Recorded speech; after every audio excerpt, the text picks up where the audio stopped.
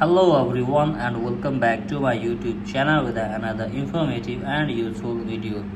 So guys, in this video I'm gonna be show you how to fix messages notification not working issue after iOS 18 update.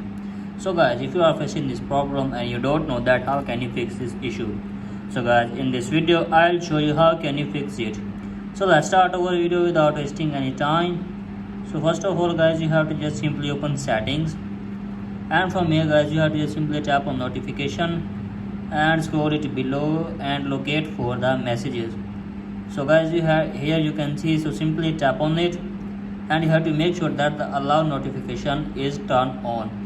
So guys, after turning on, again go back to home screen and check if the problem is fixed or not. If the problem is still there guys, then drag down your control center and make sure that the do not disturb mode is not enabled. If it is enabled, then you have to just simply disable it and check if the problem is fixed or not.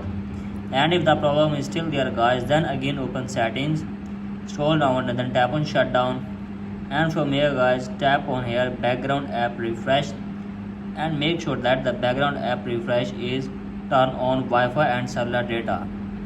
So guys, after doing this you have to just simply go back and then tap on shutdown and restart your iPhone to 15 to 20 seconds, and after that open your device and check if the problem is fixed or not.